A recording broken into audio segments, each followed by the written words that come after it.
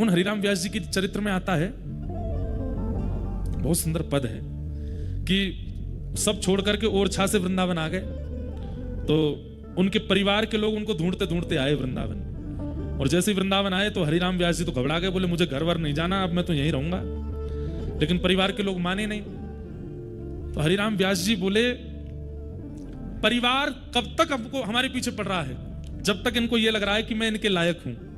जैसे इनको ये पता चलेगा कि मैं इनके किसी काम का नहीं हूं, ये अपने आप छोड़ के चले जाएंगे मुझे। उसके लिए क्या करना पड़ेगा?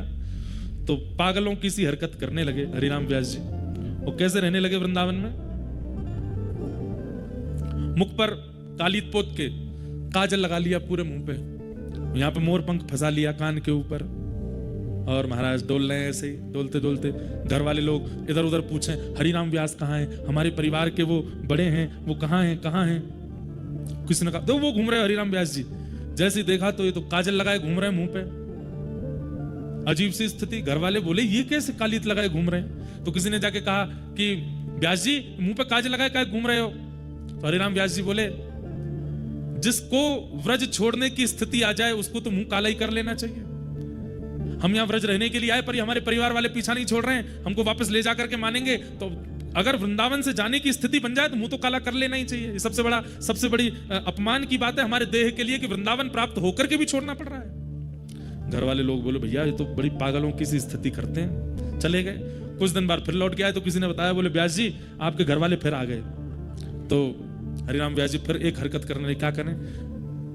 आंखों के आगे दिखने वाले हर पेड़ को अपने हृदय से चाचा जी कैसे हो, दूसरे पेड़ को हृदय, अरे मेरे ताऊ जी तुमने ही तो सर्वस्व दिया, अरे तुम तो मेरी बहन हो। मतलब वृंदावन के रूख हमारे माता पिता गुरु बंधु।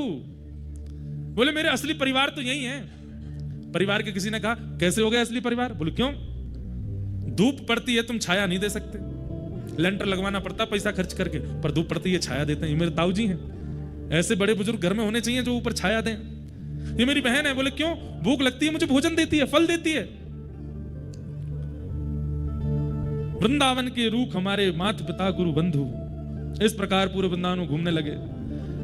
अब तो महाराज घर वाले लोगों को लगा, बोले ये तो पूर्ण रूपेण पागल हो गए, थोड़े बहुत भी नहीं, हमारे किसी काम के नहीं है।